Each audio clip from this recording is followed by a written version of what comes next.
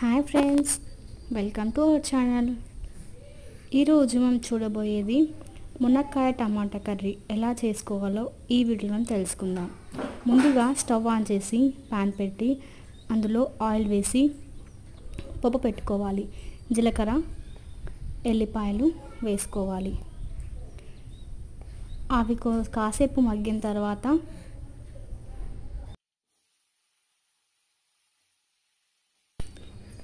అందులో మునక్కాయల్ని వేసుకోవాలి.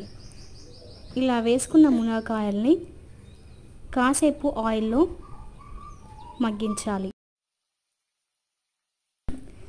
అలా ఆయిల్లో ఫ్రై చేసుకున్న మునక్కాయల్లోనే కాస్త పసుపు, రుచికి సరిపడా సాల్ట్ని వేసుకోవాలి.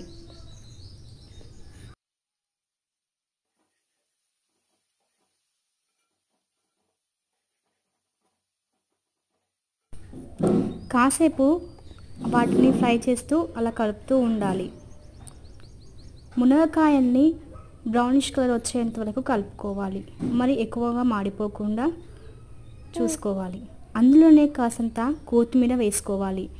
కొత్తిమీర వేసిన తర్వాత మళ్ళీ కలుపుతూ ఉండాలి.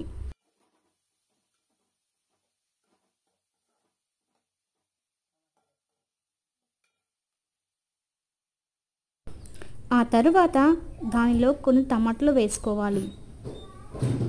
టమాటాలు వేసుకున్న తర్వాత వాటిని మరొకసారి కలుపుకోవాలి.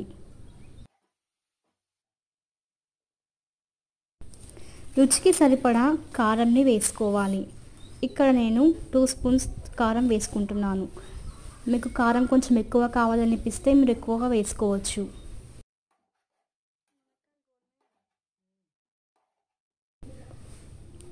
తర్వాత దాన్ని కలుపుతూ ఉండాలి. ఇలా ఈక్వల్గా కలుపుకున్న తర్వాత ఒక 10 మినిట్స్తో పాటు మూత పెట్టి ఉంచాలి. 10 మినిట్స్ తర్వాత చూసినట్లయితే ఈ టమాటాలు ఈ విధంగా ఉడికి ఉంటాయి. వాటిని మరొకసారి కలుపుకోవాలి.